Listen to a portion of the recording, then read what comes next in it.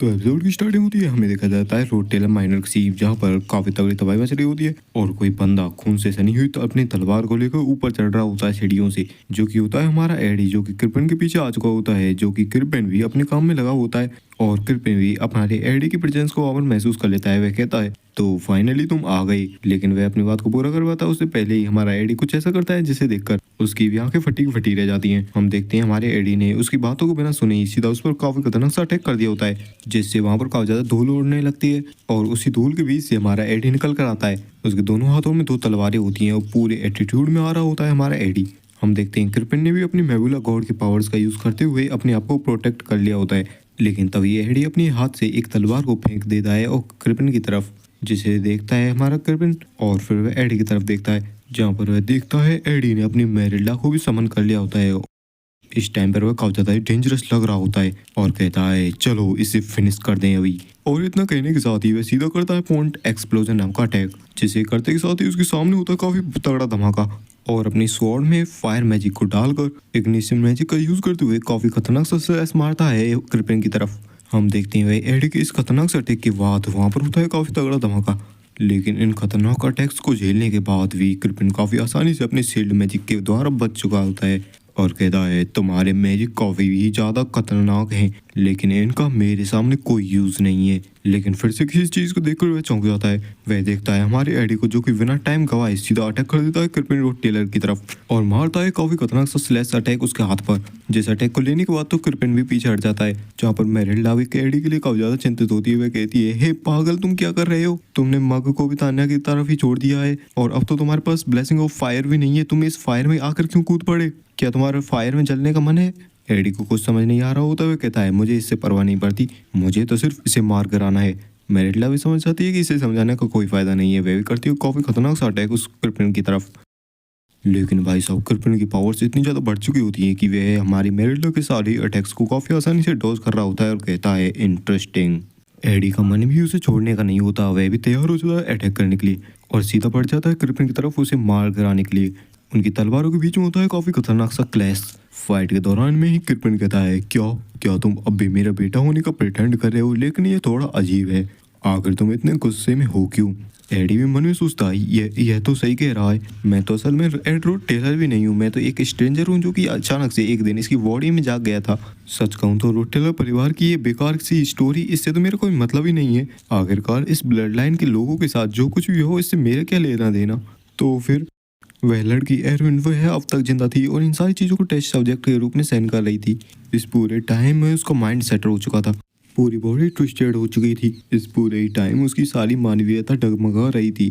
वह तथ्य जिसमें हम देखते हैं हमारी एरविन इस पूरे टाइम अपने सिबलिंग्स यानी कि छोटे भाई बहनों को बचाने की पूरी कोशिश कर रही थी, लेकिन आखिरकार इससे मेरा क्या मतलब? ऑफ कोर्स यह मेरा पहली बार नहीं है जब मैंने कुछ ऐसा देखा है, जहाँ पर हम देखते हैं हमारे एडी का एक सबॉर्डिनेट उसके सामने मर रहा होता है। वह कहता है सरवाइव करो, ओह भागो।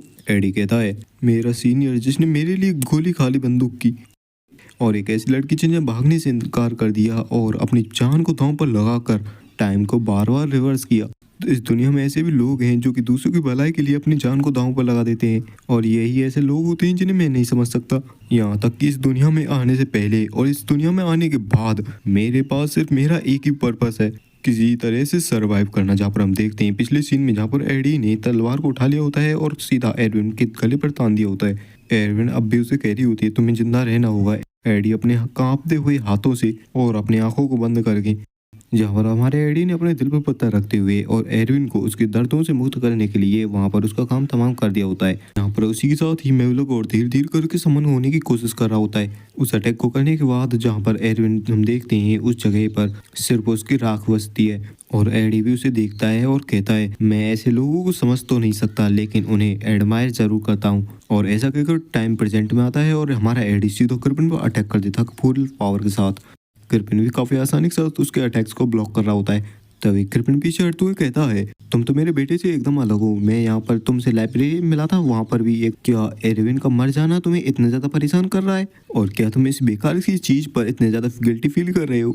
हमारा एडी बिना उसकी किसी बात को सुने सीधा आगे बढ़ जाता है उस पर काफी खतरनाक अटैक करने के लिए। और भाई साहब एडी उस कृपन की सीने के आर पर अपने स्वॉर्ड को कर देता है और इस टाइम पर वह डीमन की तरह कहता है शट अप।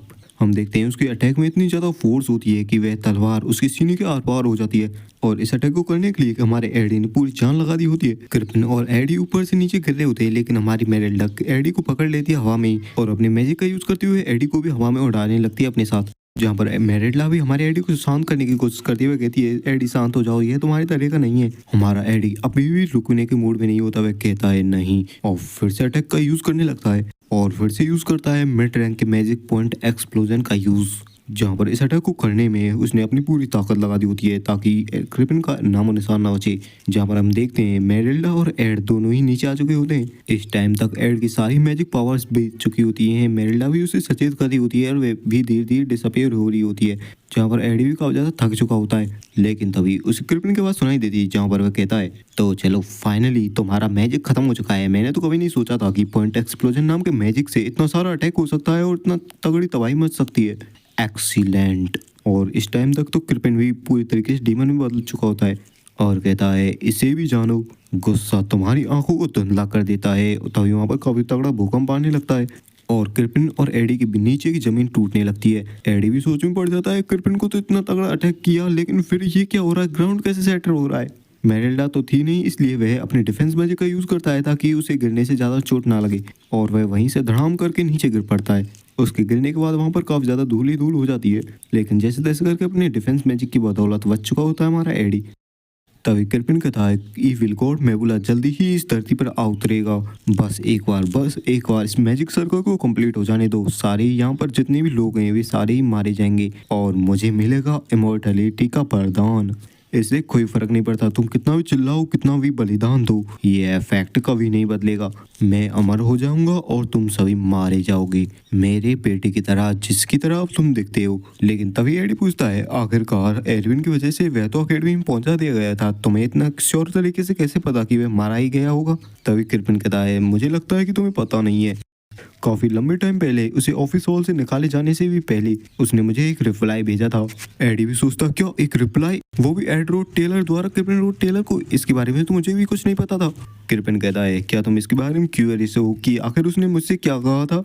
क्रिपन कहता है, वैसे तो उसने काफी सारी चीजें लिखी थी उस लेटर में, लेकिन जो डिटेल में लिखा था वह था कि वह अपनी जिंदगी को खत्म करने वाला है और यही उसके अंतिम शब्द थे।